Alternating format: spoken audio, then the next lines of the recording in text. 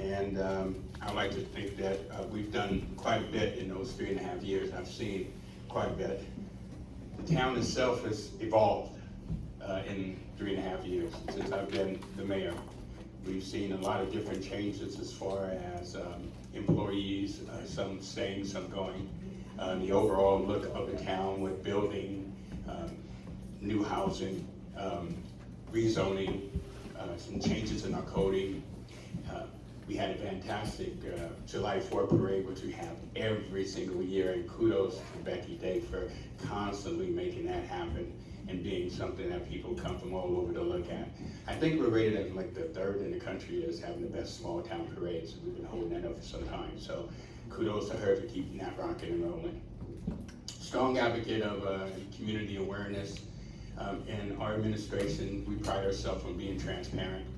For individuals who wanted to know anything that was going on as far as the town and the procedures we were doing, it was readily available, and it still is, on our website. All you have to do is click it and go to it.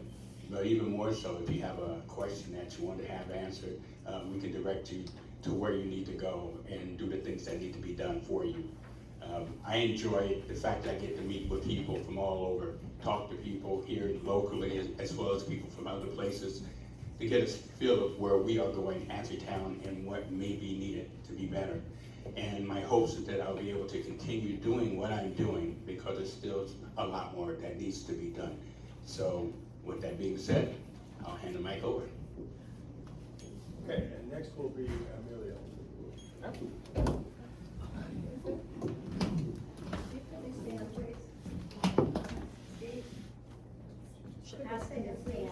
Have him stand. Check. Okay, that's pretty good. Friends and neighbors, good evening. My name is Emilio Santiago. I know, yeah, the feedback's a little weird. I can stand back. I know many of you personally, but I'm very grateful for this election because I get to know you in a professional sense. You see, this is because I do not do business with the town. For the last 12 years, I've built a career with the executive branch of the federal government as an archaeologist. I'm one of your local land managers. And the business that I conduct is facilitating government-to-government consultations between federal, state, and tribal entities. Now, I've worked as a civil servant for the federal government, but the streets that I drive, the water that I drink, the facilities that I rely upon are my local facilities, which are reliant upon our town. My lived experience is responsive, and I choose to respond to the needs of the citizens. I am running for mayor because I am concerned with some of the relationships I have seen dissolve slightly over the past couple of years, and I am sure we recognize that anything that happens in the town affects the entire island. This is a community that deserves to be heard. This is a community that deserves to be respected, and this is a community that deserves to be represented. I'm not waiting to the election to begin the work, of course. I've put in the work now, investing significant amounts of time in relationship building, attending council meetings, talking to former mayors, council members, town staff, residents, to better understand the issues so that I can be prepared to work and build upon the work that people are already doing. Relationships take time, of course, to develop, and trust must be earned. So I am putting that time in now. I'm seeing 1 minute on the clock, which is great. Anyways, my work that has been always guided by ethics, law, and the principle that government should exist as a public service. I want to serve as your mayor to bring my experience in conflict resolution, emergency response, and project management to lead with clarity and accountability. Thank you to the League for putting on the event.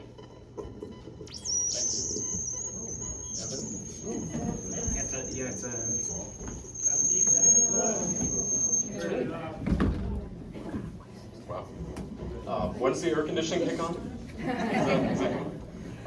Hi, my name is Perrolaz, and I am running for mayor of Friday Harbor with these fine people. And I've been here since 2016. I currently am the deputy superintendent of the San Juan County Public Hospital District.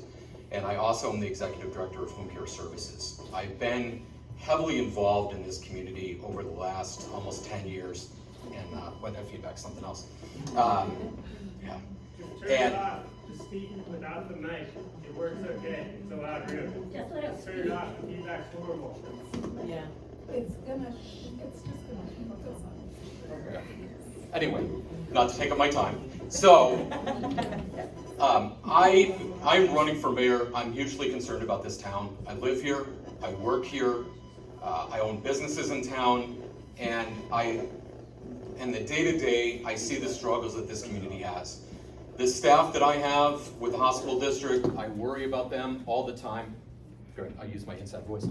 I worry about them all the time with housing. We have some significant issues here. We have housing, we have permitting, we need leadership, we need communication, all issues that face us every day. And I feel like I'm suited for that. I'm ready for that. This town has been hugely important to my family and I. And like I said, we see the struggles. I see the issues on my customers' faces. I see the issues on my clients' faces. And we've got a lot of work to do. We have a lot of things that are facing us today that need clear leadership and vision to make those things happen. I'm incredibly passionate about what I do. I've been really fortunate with the hospital district. I get in and out of people's homes in this community. I see firsthand our crumbling infrastructure and what needs to be done to address that. I'm really fortunate in that I'm in an amazing position in my career where I get to help people, and I get to really work with the hospital district to work on housing for our staff. I get to work on potentially building a better, bigger assisted living that includes memory care and other aspects. But I bring that same dedication to work every day, and that's the kind of passion and dedication that I want to bring to this town. That's it. And also, thank you to the League of Women's Voters. This is an amazing forum and an amazing turnout from our community to hear from all of us. Thank you. Thank you. Ma'am? Thank you, Steve. And thank you, League of Women Voters, for putting this together. And thank all of you for showing up. This is community engagement that we need to face a lot of the challenges that we are moving forward. My name's Pam Hoke. I know you see Pamela out there. That's because I don't want to look too hokey, I guess. So my professional name's Pamela, but I would love to be referred to as Pam. And I am thrilled to be with all of these amazing public servants. And this is an honor. My public service started as a child, mostly because I have a wonderful mom who is here, who led a lot of labor rights in the General Electric factory she worked in as a single mother. That struggle led to then us moving into another sector, which is part of the story of Friday Harbor. I have been here since 2012. I've lived in small towns my whole life. They started in Lake Erie and Ashtabula, in a touristy town, where my mom owned a gallery, and my dad had a business, my grandpa had a boiler business. So I got to be in many realms and lenses. And my stepfather owned 7 boat stores. So when I came to Friday Harbor, and I was blessed with an artist residency because I have been a career artist, and I have managed as a hybrid, a true hybrid, learning art, creative as a business, and teaching, because I have a former art educator in high school and middle school, the worst audiences sometimes to deal with. So talk about management and communication skills. But then I also learned the business sector, and right out of college, besides being in galleries and managing an art career, I also led, right out of the gate, a fashion headquarters where I was bridging divides between the fashion office at Victoria's Secret stores and the corporate headquarters. So I have a very strong corporate background also. This has brought me to this hybrid life where I have spent my entire career I left that job, by the way, for my values. And that's what I want to talk about now, is the values and executive level communications and the collaboration that we need in this town right now. We are facing transition. We are facing changes. And we need to sit down and listen to each other and ideate. And my hope is, if I would be graced with being the mayor of the town of Friday Harbor, that I could help foster and strengthen relationships that are more collaborative between competing nonprofits and institutions where we can truly work in collaborative governance models, which I have studied recently at the University of Washington's Executive Public Policy and Social Governance program. And that was after much hardship that my family experienced, but this town is what helped me through it. All of the wonderful healthcare facilities and nonprofit organizations, and I'm here to give back, so thank you for coming. Thank you, Pam. We have a lot of great questions. We'll begin with, in your view, is the town committed to moving affordable housing forward? If yes, what concrete steps have been taken? And if no, what would you do differently? And Emilio, would you begin, please? Oh, right, we're just using our voices. Yes, your voice is fine. I don't think there's been enough progress towards the development of affordable housing in this community. I think that it's very much on everybody's radar how publicly relationships have been soured, of course, between our affordable housing trust and our town governance. I think that this, the building of relationships is something that I am always thinking of. I'm an archaeologist, which means I'm an anthropologist, which means I study community, and that is one of the values that I hold dear. I think with regard to permit processing and application time, with regard to very, very, very strict adherence and interpretation of the code, I think that the town is not communicating with their constituents in a way that is meaningful, or that their communication is being misunderstood. Yeah, I'm very concerned. We all know that the town gets its money from sales tax, which means businesses need to have employees and employees need to have housing. I haven't seen enough forward progress with regard to affordable housing in the last couple of years. Yeah. Okay, great. Thank you. Pam, please. Yes, thank you. And thank you for whoever asked that question. Excuse me one second. Do you want the speakers to stand up? Yes, okay, that was one, I did want you to. So thank you for whoever asked that question, because we know this is one of the biggies. And I will say first, I firsthand understand what housing insecurity feels like. Since my time on this island, I have had health issues. I've lost my husband recently, and I understand the connection of health to fiscal sustainability, and to stop first the shaming of the folks who are just here trying to get by. So to me, addressing affordable housing issue is an ecosystem approach. Our community does become stronger with effective and well-implemented affordable housing programs. Well-implemented programs such as, and what we're seeing now is something which is called a pure breakdown in communication, which is my wheelhouse, is communication and proper strategic negotiation principles. I've been a bridge builder. I have built bridges in communities such as Port Salerno, Florida.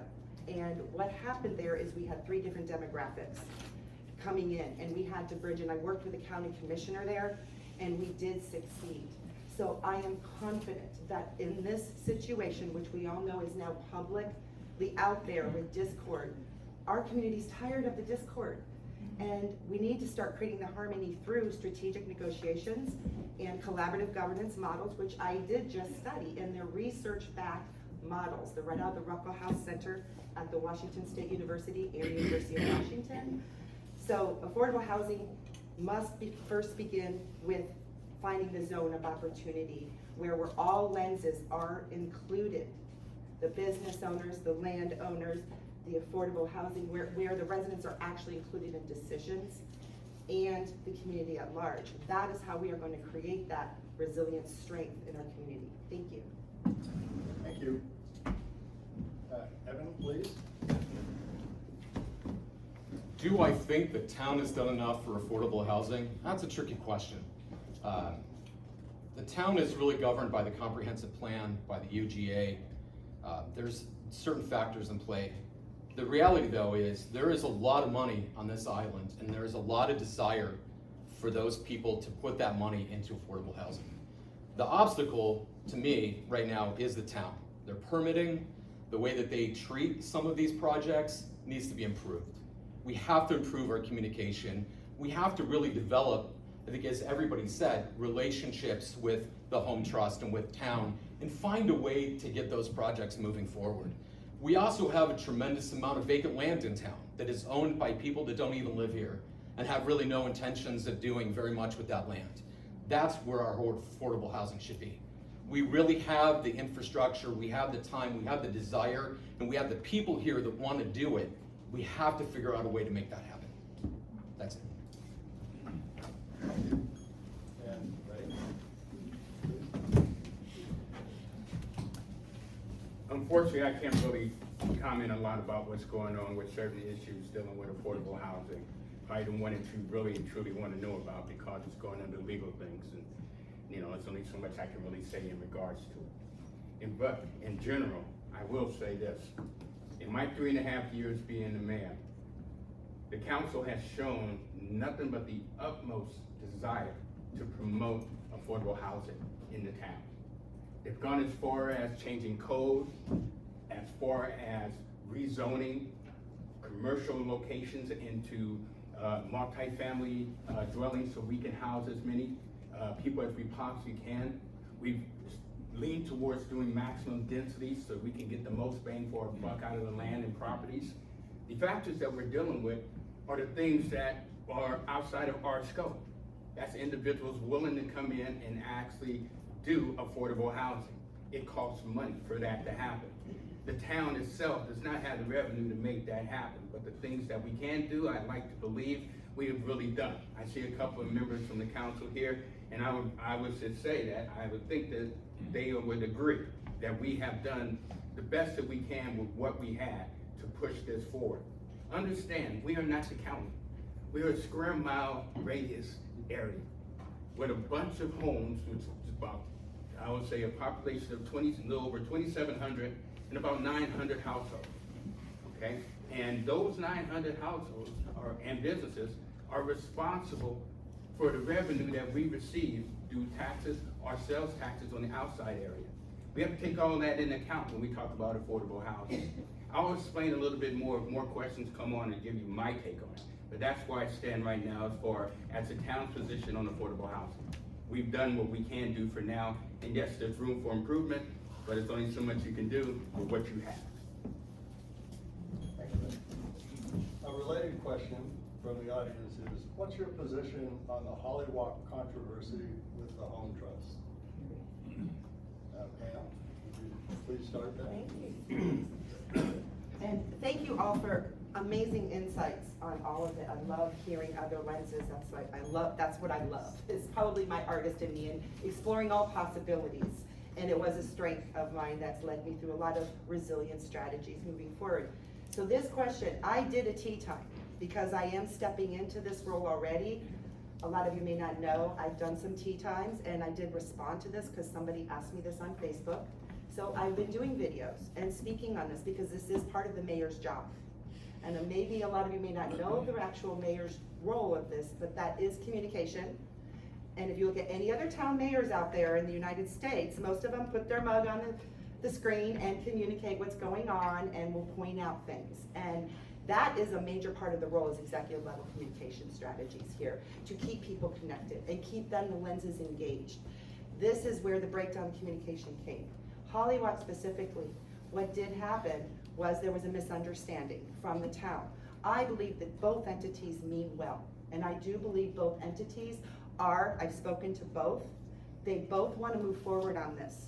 What we need to do in the plan, and I have the how, by the way, in strategies that actually worked in other towns and things and bridging, is these models where they come together in mediation, strategic negotiation, in best case, worst case, but be ready to move into a zone of opportunity and have the discussions, the real discussions. Pass code, and I actually did even move in and connected the Home Trust and the town with the Washington Department of State of Commerce, which does offer free mediation. Unfortunately, right now, we are all paying, both the nonprofit is paying legal fees and the town is paying legal fees. My plan is to avoid that for the next project we have facing us. And this is a huge issue, and I really hope I get the opportunity to implement the strategy. Thank you. Thank you. Ray, please.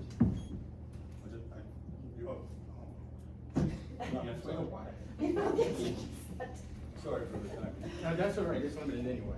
In dealing with the Hollywood project, as I mentioned before, due to my position and where I am, there's not really much that I can really comment on because of the legal issues.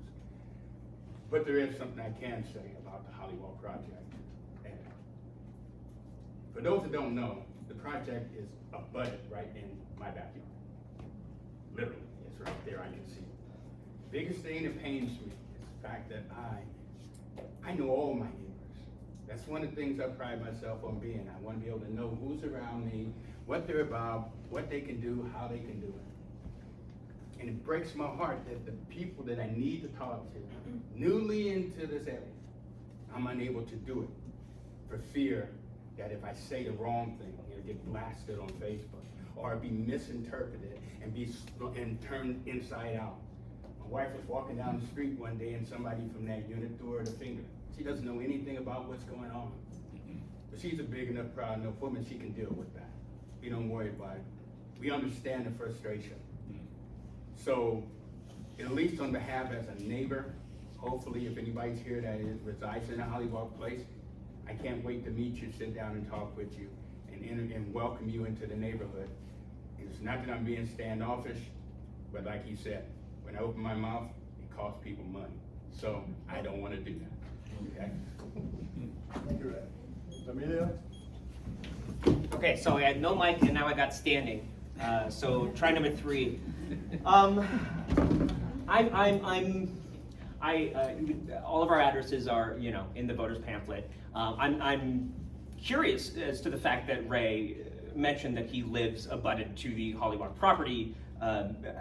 My shock is that he has not recused himself from some of these conversations and leading insisting actually on leading some of these meetings. The town severely fumbled, I think, a lot of elements of this Hollywalk project and the fallout thereafter. This being allowing public comment, restricting it, putting a town hall together, and then saying there's no town hall. Employees using their personal Facebook accounts to talk about town business on Friday Harbor Rant and Rave. A lot of this has been actually quite mind-boggling to me as someone who has had a career in government. There's just some things that you don't do. And there are real victims, I guess. Not to over-inflate the pain of everyone, but there are people who are losing equity on properties that they could be owning, and instead they're watching all of this staff time and wheels spin with what kind of result. I'm awaiting to see if this is consistent with last summer's hearing examiner. But Pam makes a great point. This is a list of a lot of things not to do for the next housing project in town. Thank you.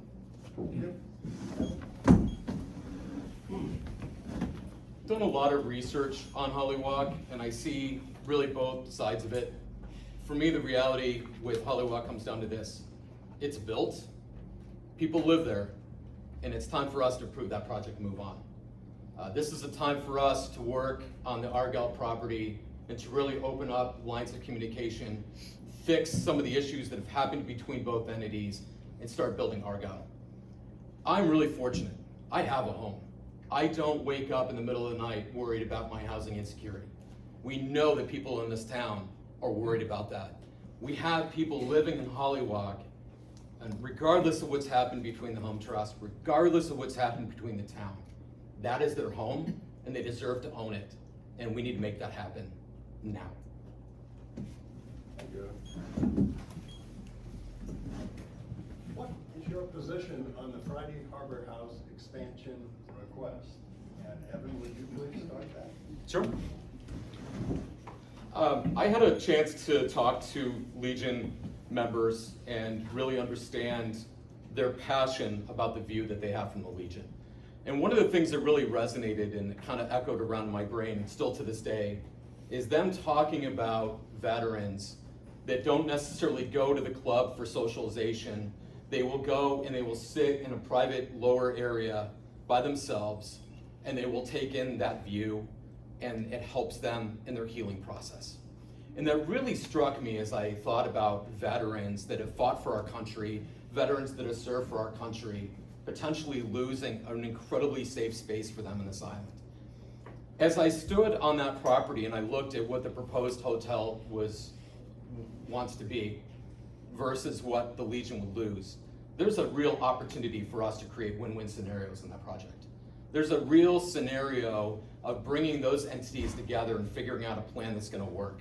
The hotel's gonna have to give up a little bit, the Legion may have to give up a little bit, but there are some incredible wins just waiting to be discovered in that project, and I believe that we can make that happen so that everybody benefits from a new project. The hotel has an aging infrastructure. That is the reality of Friday Harbor. And while we don't always want to build the new shiny penny, sometimes we need to, but there's a way forward where that entire project can be a win for both parties and for the town. Thank you, Evan. Emilio? This is another situation where I'm like, why have you not recused yourself from these conversations as a member of the Legion? I do worry about the ways in which we are conducting a nonpartisan government that is truly unbiased. So maybe another fumble, but Evan brings up a great point. Like many things in this town, there are collaborative opportunities that are not being seized, or being avoided specifically because of the relationships that have either ceased to exist or have not yet to be built.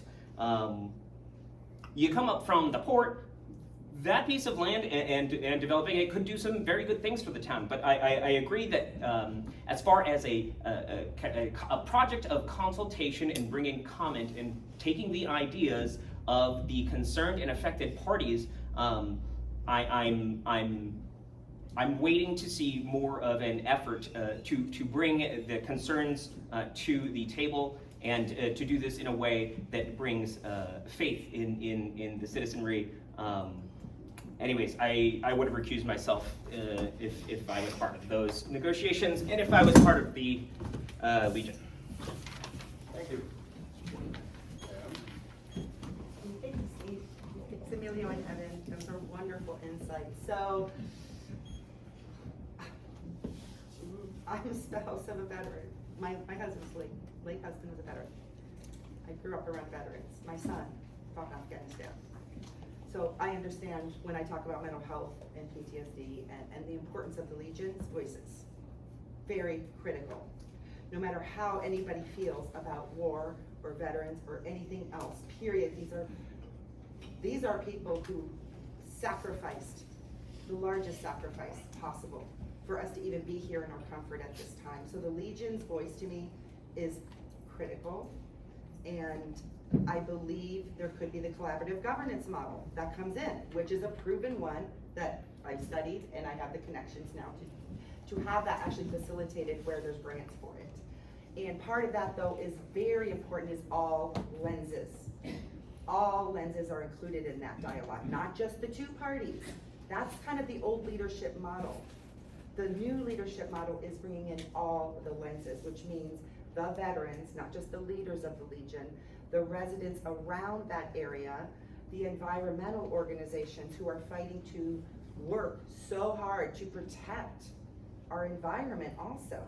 And we need to bring in all of these lenses into a collaborative governance model that are representative of each demographic, and then do the actual study of how can the business property owner actually still make a sustainable income for their investment business, but the Legion and our town's needs are met.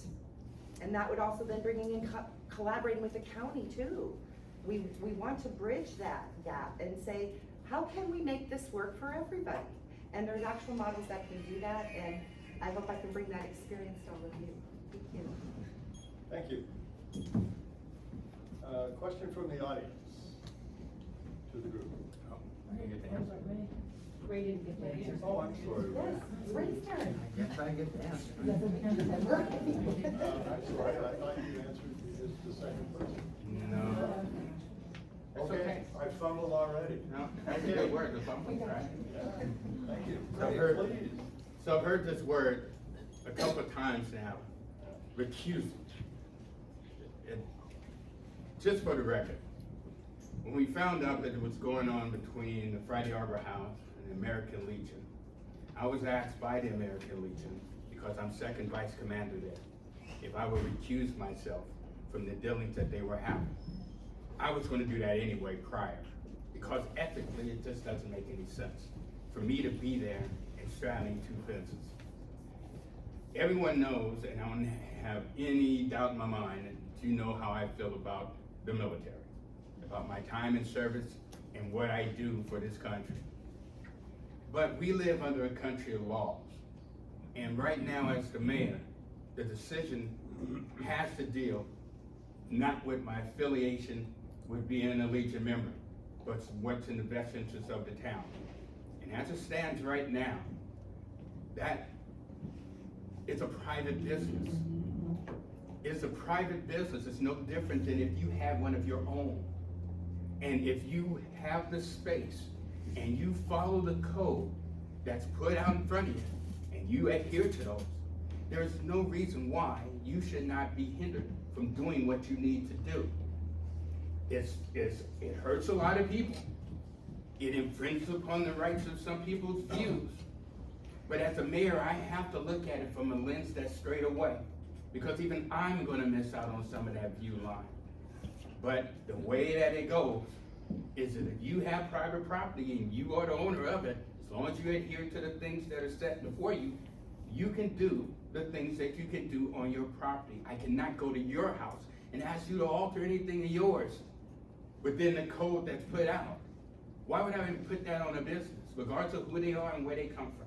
I want you to keep that in mind as we move forward. Thank you, Ray. Thank you very much for your opinion. Now, please hold on to your applause until we're done. Thank you.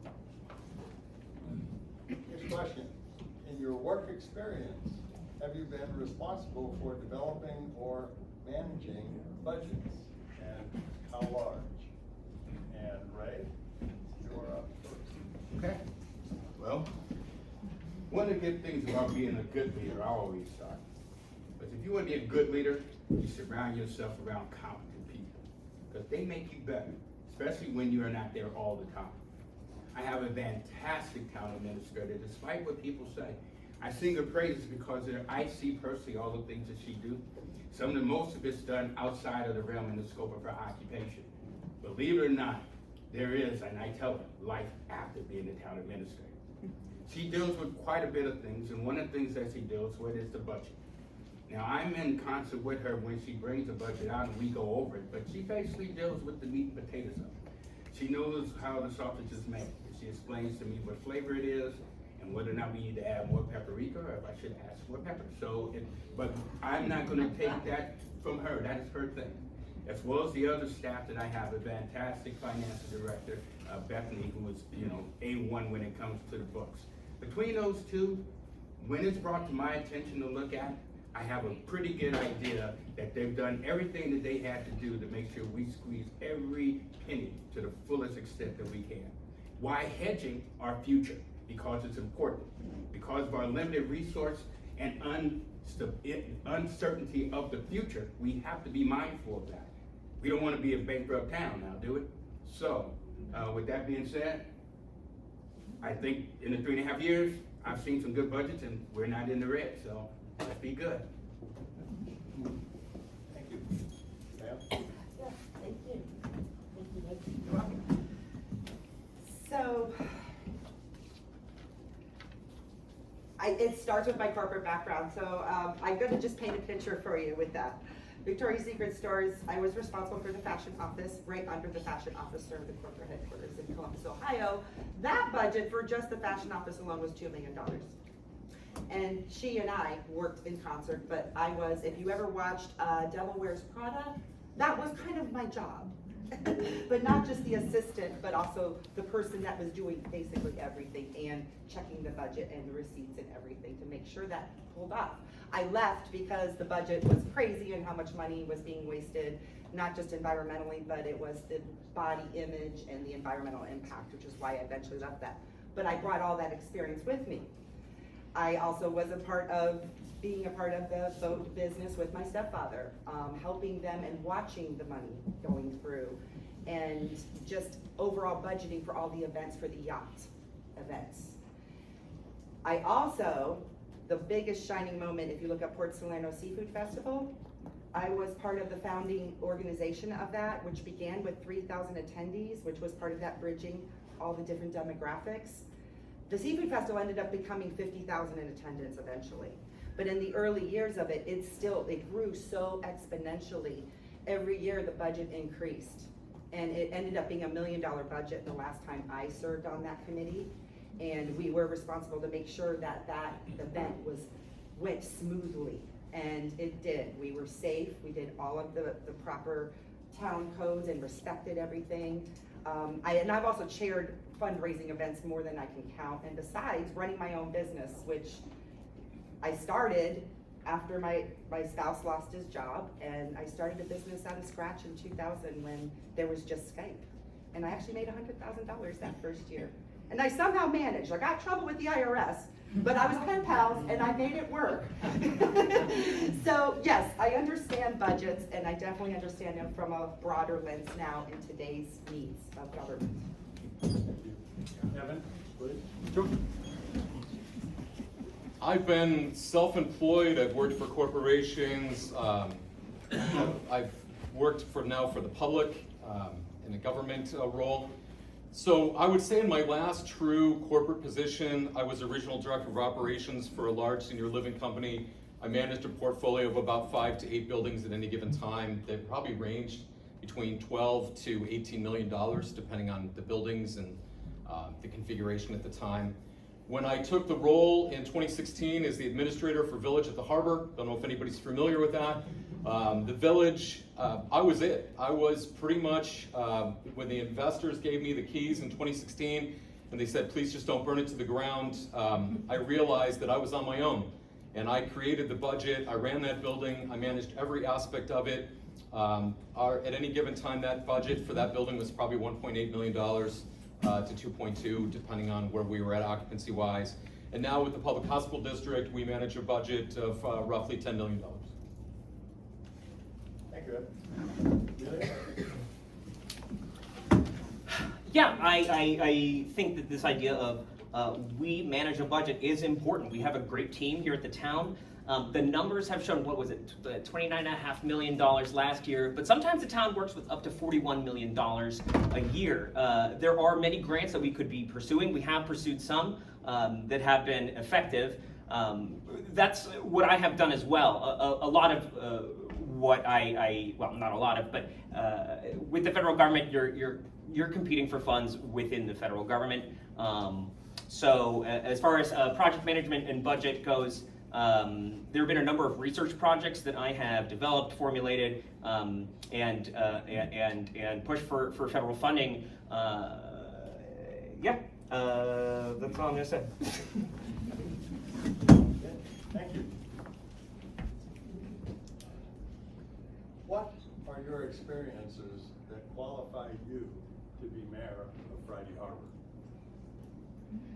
And Emilio, would you begin, please? Well, hey, it's me again. Experience. I think really what I said earlier about the experience of actually moving through the town and understanding that this is a place of great history, and knowing this, our systems are of critical importance. Our sewer, our water,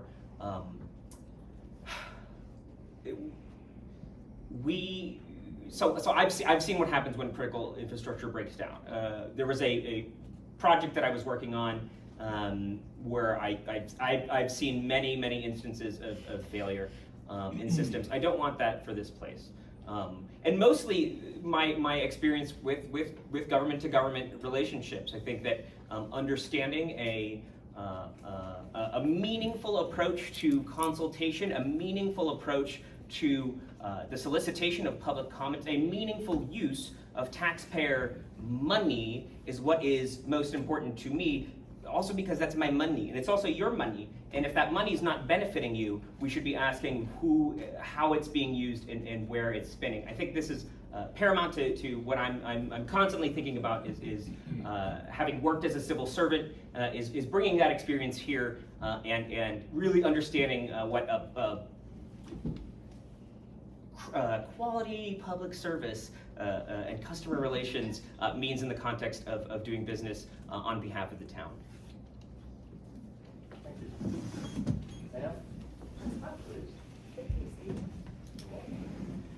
So, I've already outlined quite a few of these with my corporate experience, understanding yacht world, and I want to lead into that more because part of me bridging divides, which has been my whole world, and resilience, just living the resilience, meaning number one, what specifically qualifies me now in this moment is I have the lens of both. I have the lens of the 3 houses and the 3 jobs demographics intimately, because I've lived both. That is the specific experience this leadership needs right now in this town, is somebody who can empathize with both sides and help everybody get to real solutions that work for everybody. Because we have to face it, those who are the 3-job person, and I'm saying 3-job, I have been an artist my entire life, I have been a brand strategist, business consultant my entire career. I'm applying for this 3rd job because I care about this community. Because I've watched that gap that nobody will ever talk about in the constant fighting. I've watched the nonprofit organizations competing for dollars.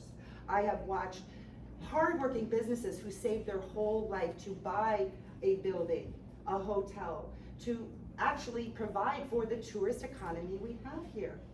So then we have the workforce and the people who just want to be here and work and live and thrive and appreciate being on the island. I feel all of those things. Even though I'm now moving forward, now that I've recovered from a lot of things, and then I invested in this degree to serve specifically new governance models. And I'm ready with those experiences of life, of business, of nonprofit, and bringing community together. I'm ready to lead Friday Harbor, and I hope Friday Harbor's ready for me to lead with these strategies. Thank you, Pat. Kevin, please. Yeah. This is going to sound a little pretentious, I guess, but I really have been in leadership positions my entire career. What equips me to be, what makes me qualified to be the mayor? I have, I think, shown a willingness, a vision with all of my roles. I've worked in service to community members, and I can really talk specifically about like the village. We facilitated the sale as I represented the investors. I represented that sale in about 20 minutes is how we worked that deal out. And I'm committed to leadership. I'm committed to bringing my ability and my talents to the table. Really, truly, it's been a amazing career that I've had so far. I've been very blessed, but I've been very fortunate. I've been in leadership positions in every aspect of my career. Thank you. Brett, please. What was the question again?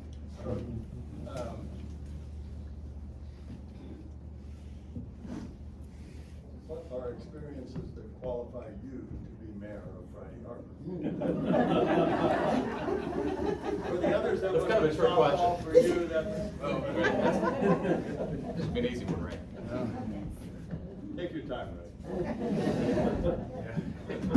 So, what qualifies me? I gave some thought the other day, as I was doing something else, and she was talking about a 3 occupation thing, but that's something I'll deal with later on. I realized that from the time I was 18 years old, I've always been a public servant.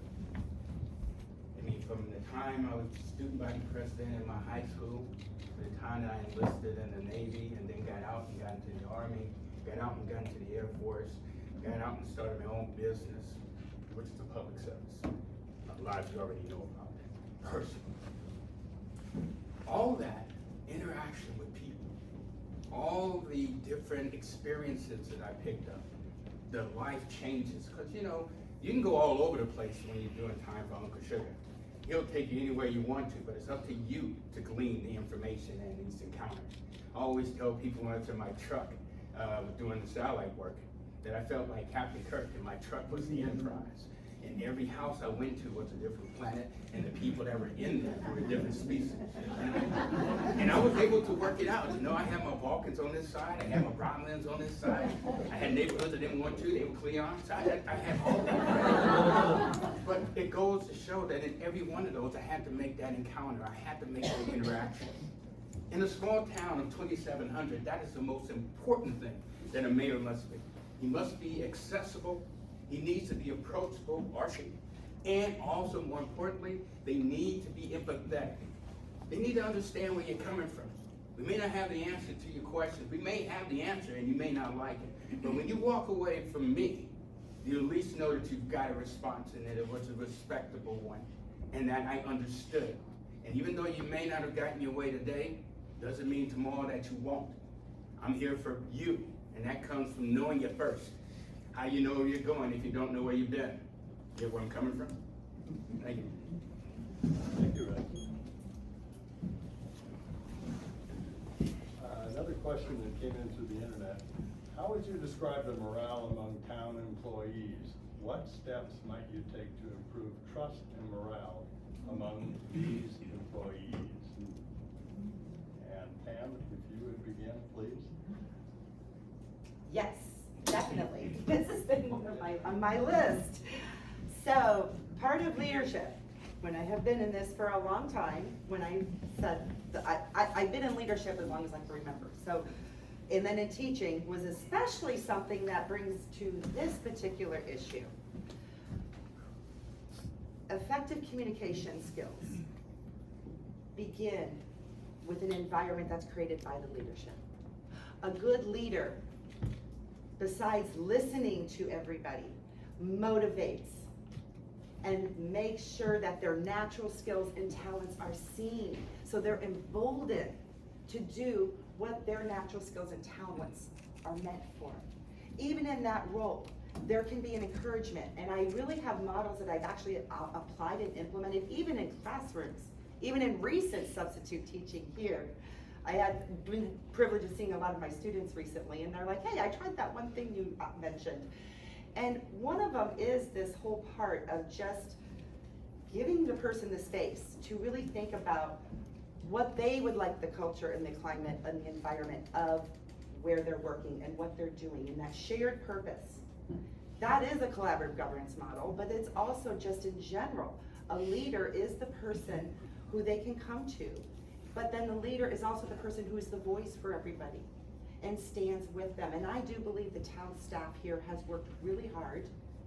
I do believe there could be more training on effective communication skills to be able to work together and be more balanced about it. And there's actually ways to do that with these frameworks. And I really hope that we can embolden and empower the staff to do their actual work. And that is the role of the mayor, is to be the bridge to the community, to the business sector, and it all comes together like an ecosystem. And that's kind of why I say ecosystem mindset, is it's all together, it's all one, and it's all interdependent. And when a staff works that way, we can make this work. Thank you. It's one of my favorite topics. Well, you're welcome then. Ray, please. So with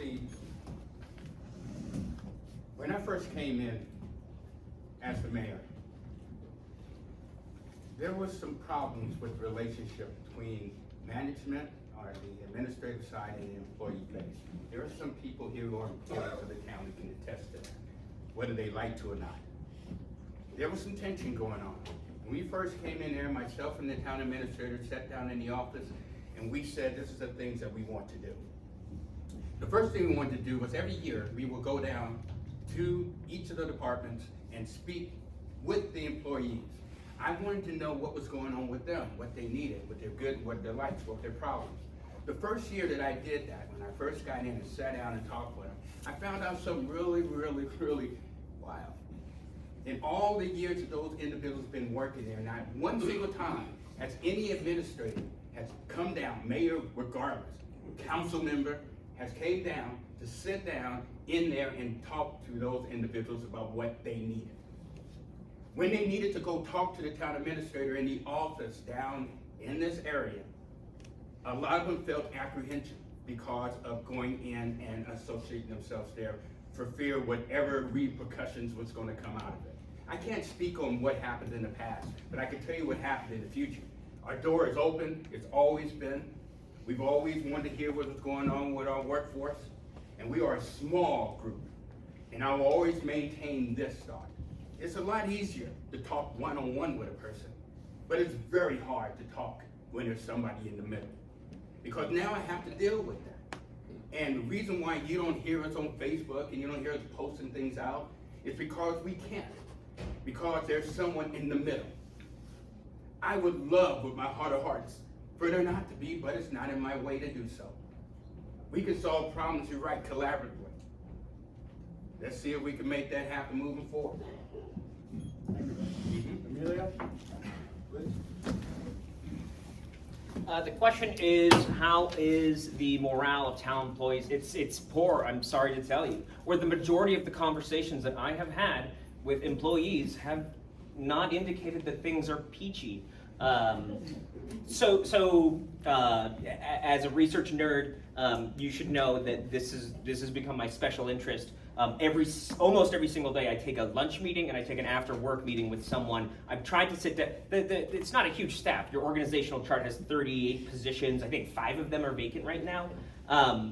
I'm trying to talk to as many people as I can, present and former. I've actually been meeting with former staff members and people who have left over the last couple of years. Very consistently, when I talk to council members, when I talk to employees, they say, I work for the town for blank, 5 years, 10 years.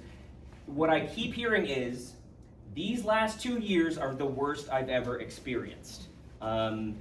You see the vacancies on the chart not necessarily speak for themselves, but we're not doing a great job at retaining talent. I would love to see real relationships being built between the mayor and the staff. I would also love to see real relationships being made between the mayor and the council members themselves and the council. Sorry to tell you, but morale ain't that high right now. Devin, please. Absolutely, I agree with Emilio. Morale in town isn't fantastic.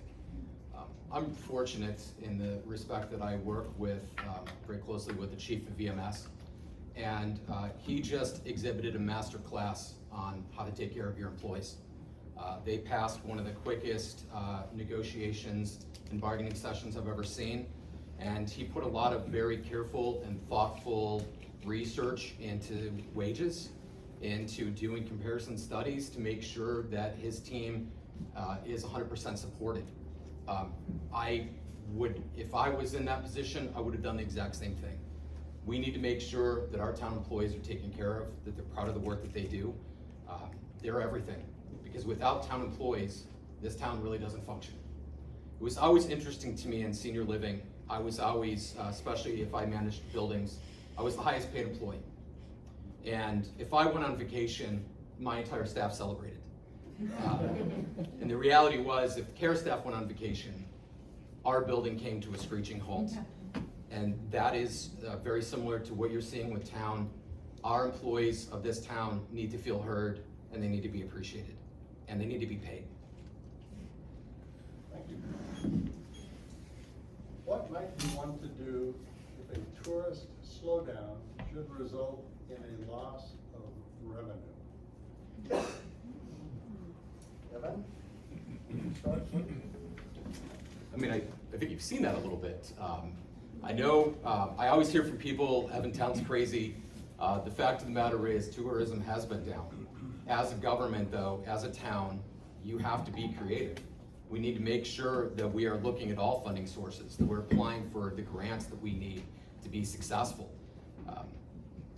Tourism is a tricky subject.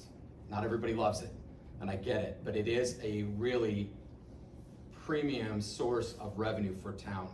We need to find a way to support our businesses. We need to find a way to make sure that we're supporting the infrastructure so that tourism doesn't overrun our town and we maintain the integrity. But when it comes down to the financial piece, we need to explore all avenues, and we need to make sure that we're protected for the inevitable downturn of tourism. We've seen it, ferries. I mean, I could go on about all the reasons why tourism has been down. We need to make sure that this town becomes more resilient for the future.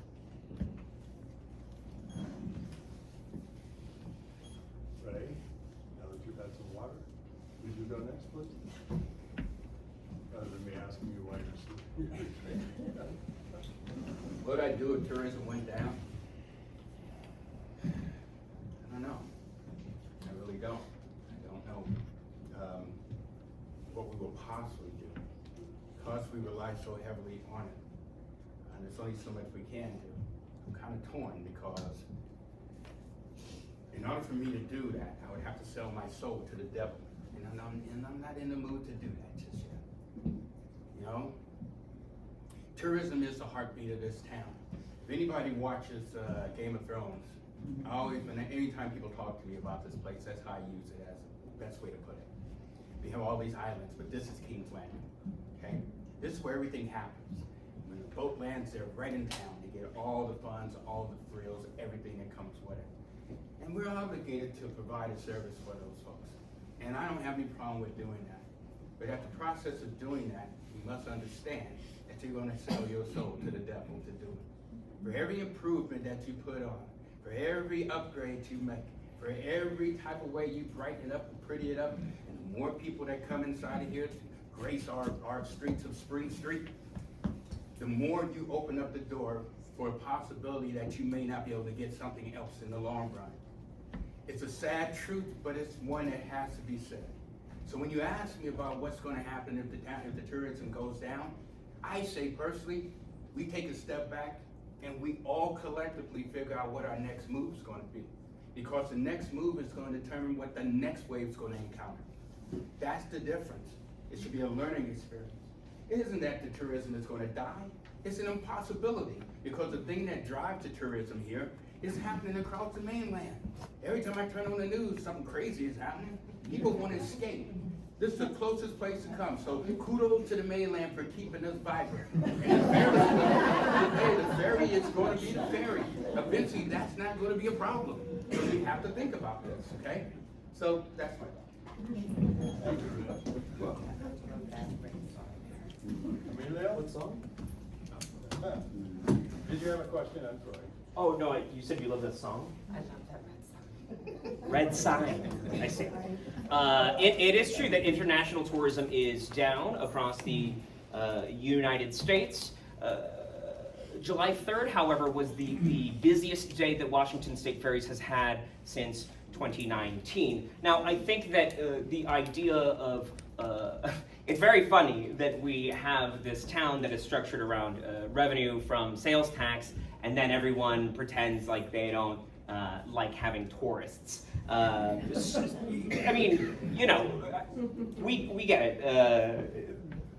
But at the same time, there is the opportunity to invest in partnerships Friday Harbor is 767 acres. It's a small place.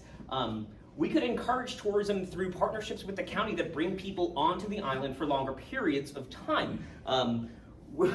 There's the salmon cannery is not going to open again, folks. I hate to break it to you. This is a lesson that I think we can learn from the east coast of the United States. Strangely, my sister lives on Nantucket Island. I'm on San Juan Island. We're opposite islands, opposite coast. They've had a couple hundred years of incorporation ahead of us. I think we can learn a lot from the Martha's Vineyard Chamber of Commerce, from the Nantucket Chamber of Commerce. Again, nerd, have been looking into things on the East Coast that really worked out in shoulder seasons. And I know that there have been efforts, of course, to bring people here in shoulder seasons. So I don't think that we need to quit.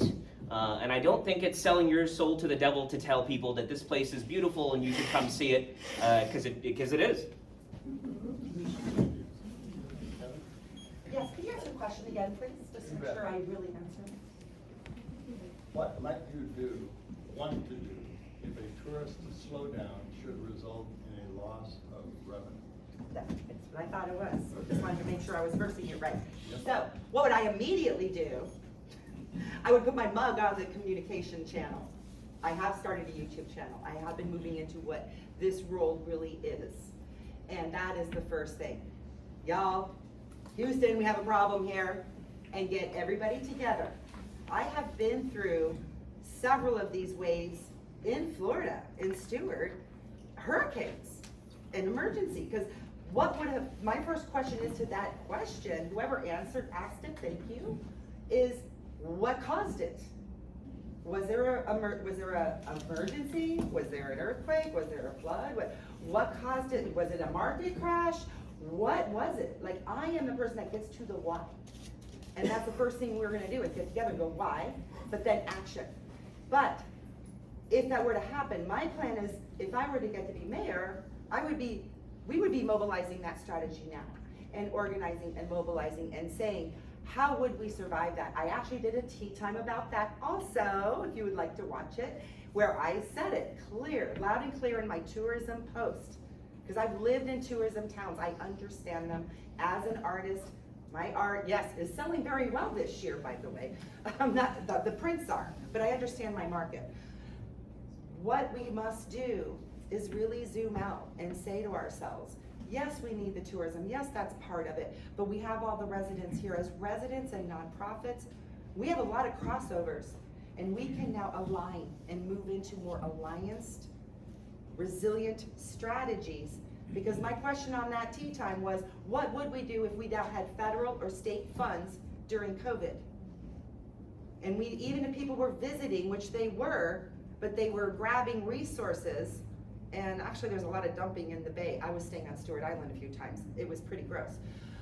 We have things that we need to talk about for that stuff, but that's kind of where I would come from immediately, is immediate mobilization and resilient strategies, which I do have. Thank you, Pam. Evan, I have a specific question for you. Uh-oh. How will you handle conflicts of interest as an employee of the county? So I want to be really clear, I'm not an employee of the county. I am an employee of the San Juan County Public Hospital District Number 1, which serves, we are a junior taxing district. We pay a subsidy to Peace Health to keep Peace Health here. The hospital district manages EMS, they manage Village at the Harbor, and we manage our home care agency, Village at Home. If there was anything that came up that was in direct conflict as mayor with the hospital district, I would of course recuse myself. I mean, it goes without saying that I would not be involved in that decision-making process, or I would not be the final voice when it came to that. That's a pretty simple question, actually. I would never put myself in a conflict. I would never put the town in conflict's way. Candidates, would any of you like to invest a minute and respond to this particular question, or should I just move on? Well, I will. I think it's addressed with me. Again, I hear that word recusal, so I wanted to put it out there again. The same thing applies. In all the different instances that were brought up as far as me and my position as the mayor, I have recused when it was necessary. I recused when they had their hearings for the Hollywood project, when it was brought to my attention to do so. I recused when it came down to the Friday Harbor House. Look, guys, it makes common sense, okay? I don't need anybody to tell me something I already know. If it's gonna cause us problems, then I'm gonna take the lead and make sure that happens. I'm sorry if you missed the meeting, but that happened, okay? So I hope that we can come to an understanding that at no given time where I was in a position where my decision would have had any impact. on the outcome of any of those two issues. Please, no more recusals, okay? The other thing I would put out there is we all have an obligation. Being a mayor, it's going to be a hard balancing act. And like I said, you have to take that stand. And if you take the stand and you know what it is, the middle, you just go ahead and you grab it. And if you stay that road, you can't go wrong. And that's what I did. So, thank you. Thank you, Ed. You said other candidates were allowed to respond, is that correct? Of course. You have a minute. So we keep using this word recusal. I think something that we all have to understand, if we don't understand at least the very basics of it, is that as a public service, if you are taken in office and you're using taxpayer money, it must not benefit you personally. None of the decisions you may do put you ahead as an individual, ahead of anybody else in your community. This is the reason for staying out of things that affect you and embracing ethics.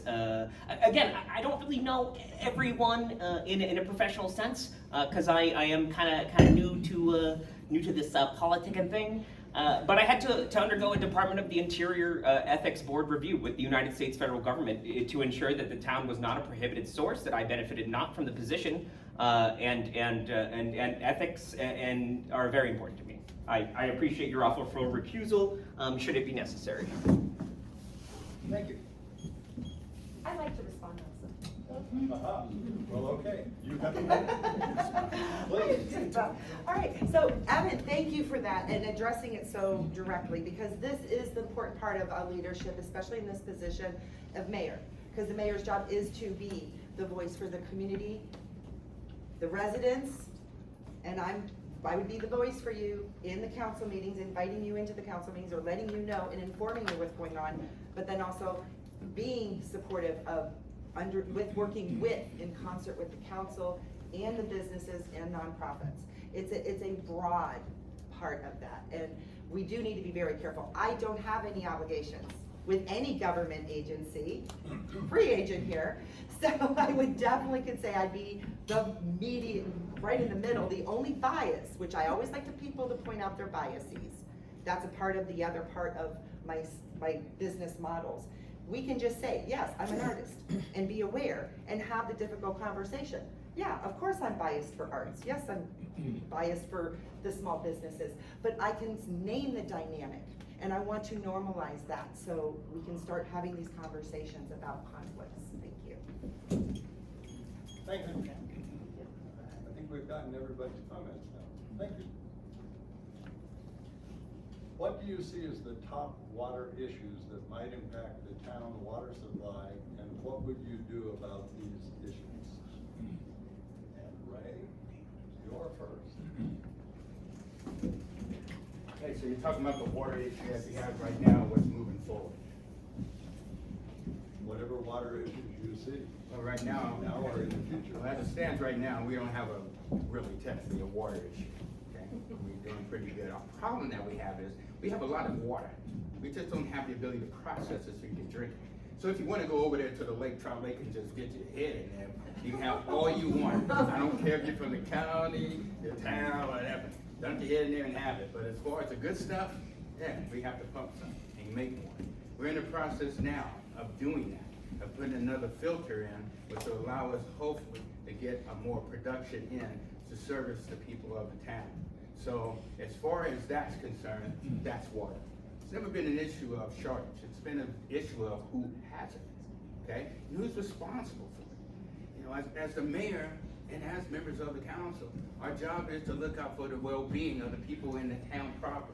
If you have gold in your house and you put me in charge of your gold, no one should go in there and take nuggets from it without us giving authorization to do so.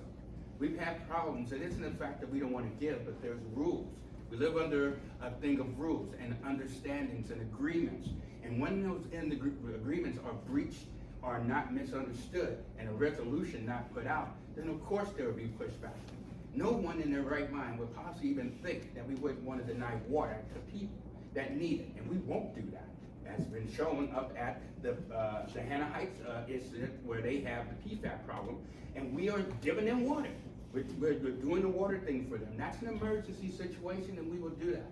But the town's responsibility is the town's resources. And we have to be good stewards and mindful of that. Also keep it in mind that we have a UGA and the comp plan, which we have to have mandated to allot for a certain amount of resources in the future. So I want you to keep that in mind. We may have a lot of water, but there's a reason why we can't do the things that most people would like us to do. You're welcome. Yes, I did. thank you. Okay, I thought I heard it, I wasn't sure. Oh, water, water, water, water. We all need it, right? We know it's scarce.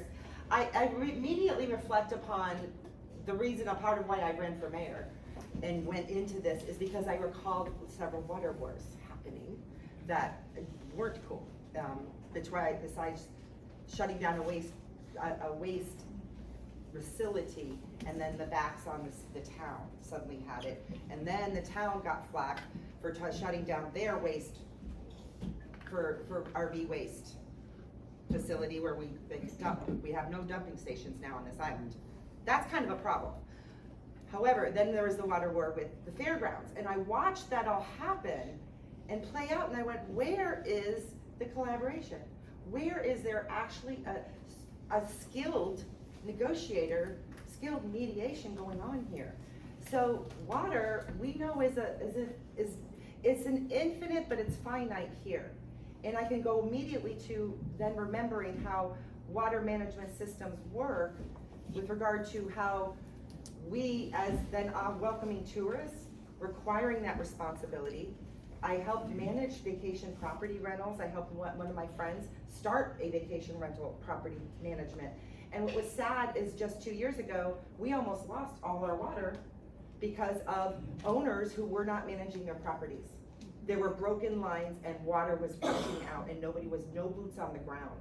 So to me, that would be like the first real thing we need to look at is how do we make sure, besides just somebody in managing a property and looking at it, like responsible water and making it communications and clear. Welcome to Friday Harbor, but guess what? Water's kind of important here because we're surrounded around salt water. And sometimes people hear that messaging. So to me, that is the first part of it is communication and education and then coming to solutions that work.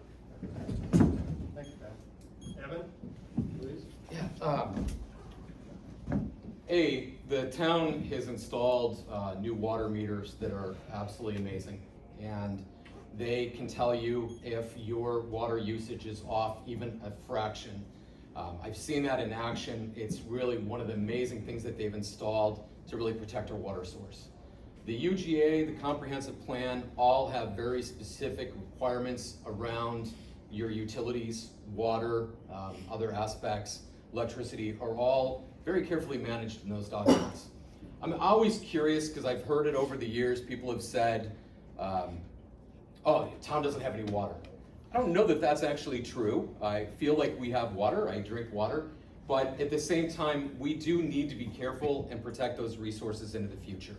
I know the town is in the process of securing final selections and the contracts for a water treatment plant upgrade, which is hugely necessary, and we just need to be mindful. And I think what you're seeing in the restriction of some of the vacation rentals and some of the other aspects is we're really trying to restrict just unlimited access to those resources and protect them for the future. Thank you. Emilio? Okay, so the question is, what are some of the top water issues that you see? I think, well, first of all, yes, we do have water, actually. We have about a 60-foot deep reservoir that has about 2 years of water in it, should we not accumulate additional water into that system. But guess what? A part of the management of this water source is probably related to the management of the landscape around it. The reason why so much chlorine is used in the treatment of the water is because of the amount of organic materials that are building up in the Trout Lake water source. Ray pointed out the fourth filtration system. That's great. Kudos to us. Something that I do worry about though is, okay, so we need to manage this landscape and then this water has to come to town, and what happens during an earthquake? What happens in the case of an emergency? Do we have a plan? Are we as citizens, do we understand what our actions are to be? Do we know what infrastructure the town has in place as a contingency? I think that is a huge weakness and a concern. And so ecosystems management, emergency planning. The last thing is, what good is a water system if you don't have employees to man it? And this goes back to the attraction and retention of quality employees. Our unionized employees have been disrespected during collective bargaining agreement negotiations over the last year. I think that is a crucially difficult thing we must work through in this town, is to realize that these employees that we have are really what makes this place sustainable for the future. In 1912, they said that the future of Friday Harbor was contingent upon water and sewer for economic growth. That is true today still. This is a question for Pam. The office of mayor is nonpartisan politically. How can the citizens know you will represent all of us regardless of your personal political views? I'm sorry, couldn't read the writing. Oh, good job. Thank you. Well, thank you. Oh my gosh, thank you for asking whoever it was. Because I was trying to be clear in the article about this purple pedestrian concept. Because I grew up in both sides, in the red and blue. I call myself a purple pedestrian because I do see both sides of the lenses. And I can attest throughout and that's why I was very transparent, because when I say that I'm not afraid of having the difficult conversations, I'm not afraid to have the difficult conversations. This is the transparency and honesty and good governance that we need here. And I want to have more of these conversations. And what was really interesting is I have many very conservative friends who have watched me, even with me going through the presidential campaign work I worked on, which I did travel to Michigan. I was contracted to go over there, and I learned a lot. What I learned is everybody has human to human, a specific, we all have the same needs. And during COVID, I lived with a very conservative housemate.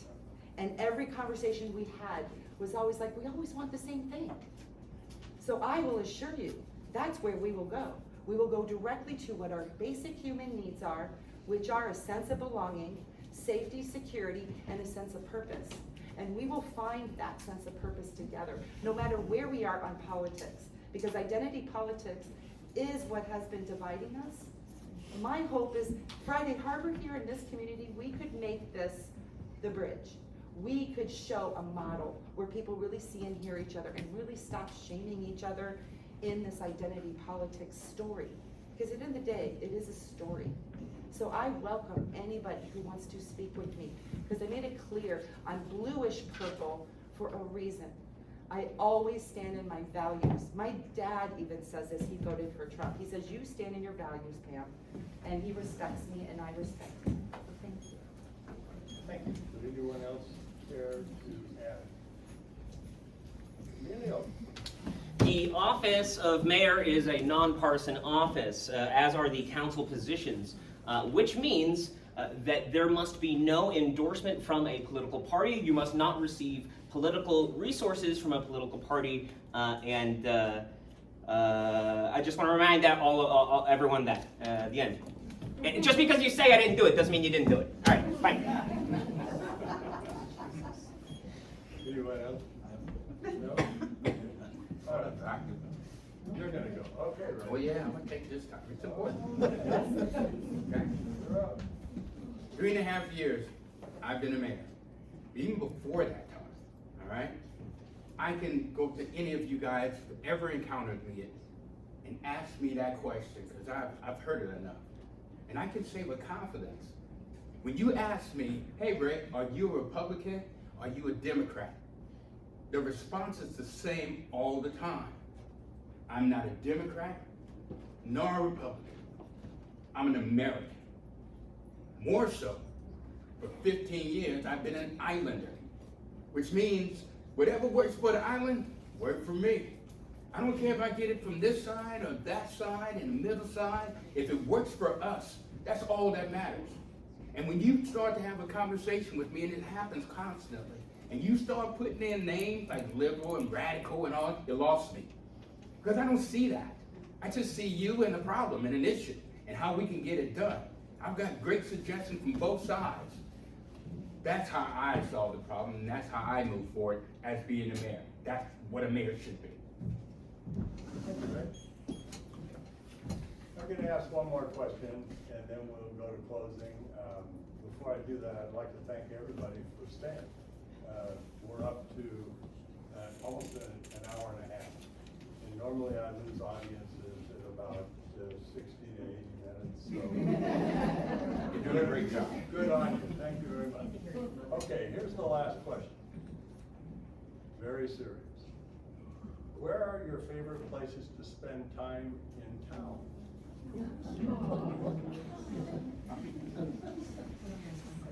Let's see.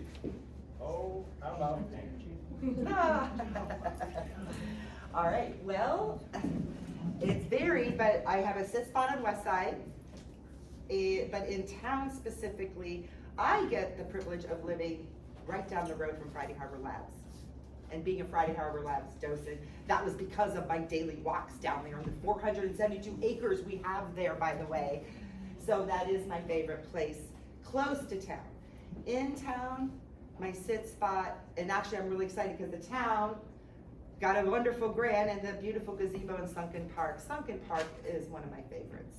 And I actually miss the drive-in shows, which Island Rex put on down there in the summer, and I missed those because that was one of my favorite things, was the drive-in where we sat there and there's a big movie theater. Sunken Park was a movie theater and it was just beautiful. So Sunken Park is near and dear to me. But I also just love our beautiful oak tree and the gazebo and the roundabout when you first pull in. Because I don't know about you, but that is where Friday Harbor had me at hello.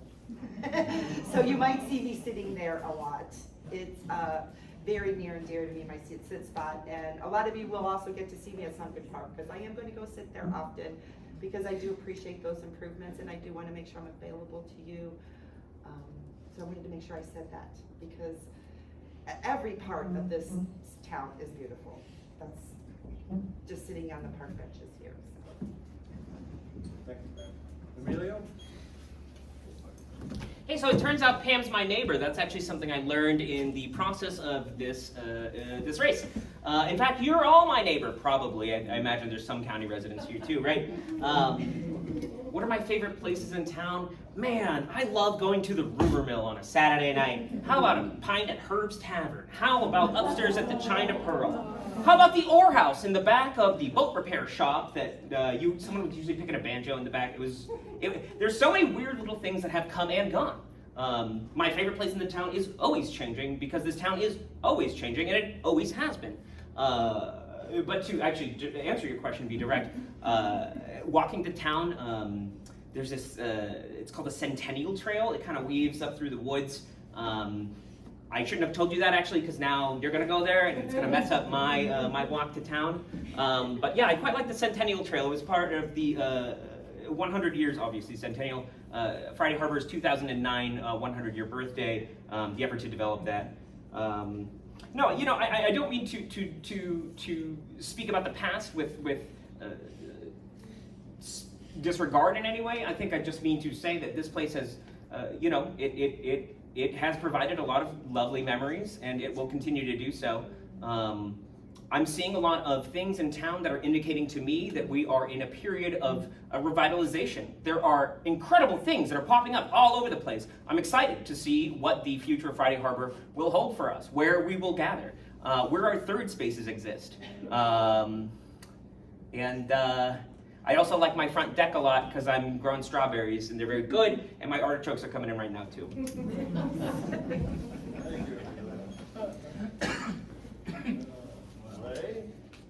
Would you please? Of course. A lot of people probably already know my hangout. I want to do it anyway. So So my first choice is the American Legion, obviously. Great place, great view. Anybody that comes to visit, they ask, hey, where's a good place to go? First thing I ask them is, do you have anybody that's a veteran? If you do, go on up the hill. I'll take you in, tell them the mayor sent you, right? They'll go in there, get a nice view, cheap drinks, TVs lined up, confidence of yours truly back in the day. So you'll never have to worry about any sporting event. It's there for you if you want to deal with that. If you haven't been there, go, okay? Because we deal with all of them. We deal with, Sons of the American Legions, the auxiliary, which is the women's side of it, and they need the support and the help to keep it vibrant and going. Those people marching down on the parades and those different functions need your help. So if you didn't want to, if you thought you couldn't, there's a pretty good chance you can, okay? My other hangout then is the Sky Bar / Wine Bar, which is down off of Spring Street. And I do that for a couple of reasons. One is, and I tell all the tourists there that come up there, and I meet people from all walks of life, it's a great place for you to sit there and find out other people's point of views. It's amazing what you can do when you have like 5 or 6 tables of people, and I never introduce myself as the mayor, and that's true. I don't like to, I have no desire to, because I think it kind of changes stuff. Usually someone else will come in and they will say, oh, you're talking to the mayor. And they say, oh, we talked to the mayor? And then maybe about 3 minutes later, are you sure you're the mayor? And then, I already know they're Googling it out, and then it comes up because I know, because when my face comes up, the whole conversation changes, all right? So I know that that's what the reason is.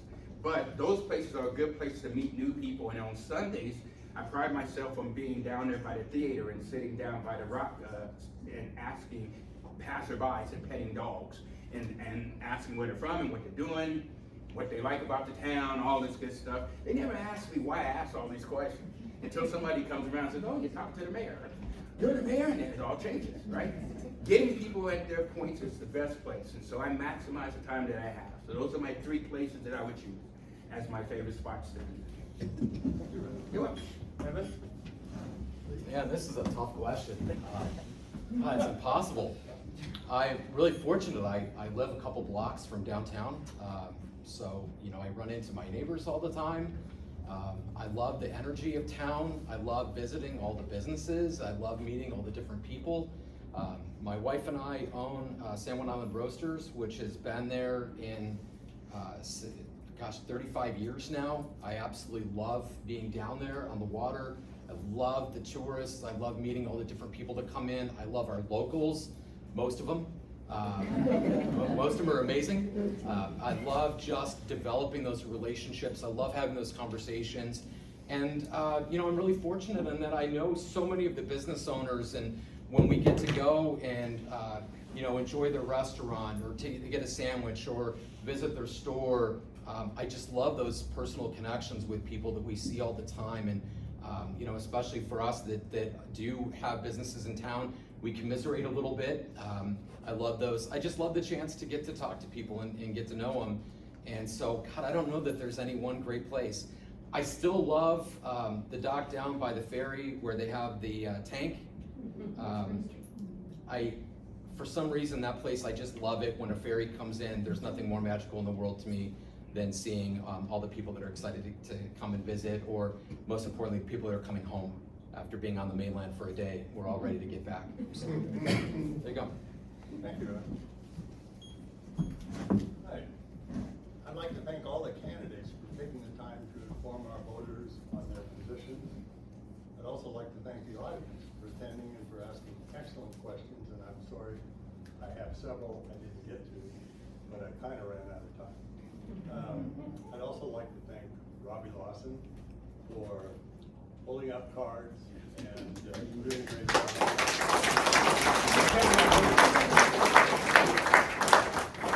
And I was going to say, well, if you'd like to applaud the candidates, now's a great time to do it.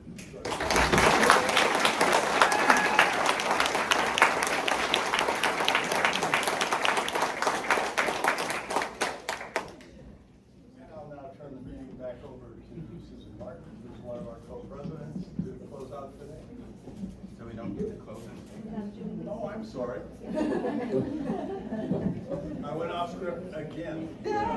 Yes, each of you has 2 minutes for closing comments. Pardon me. That's 2. What happens when it's 3? Can you have 3? No. Okay. You don't ask, you don't know, right? first. It's a bit unceremonious, but okay. Thank you for being here. This is obviously representative democracy in action. It is important that we as citizens don't allow ourselves to. There's so much to do. You have a long day. You work a job. You go home, and are you gonna open up the computer and look at town meetings? I do, but that's because I'm nuts. I think it's been interesting to have this opportunity to knock some rust off. It's been a while since I have been in the political sphere, but I appreciate the trust that I have received from a lot of you. A lot of these conversations that I've had have been very eye-opening to me. I've learned a lot about the community, and my concern is your benefit, is the taxpayer benefit, and nothing more. And I'm, I like I said, I've been a student of this position, whether it's attending every meeting or taking notes or watching old videos or reading the municipal code before bedtime. There's a lot that I have to learn too. This is a lay position, and I don't purport myself to know everything.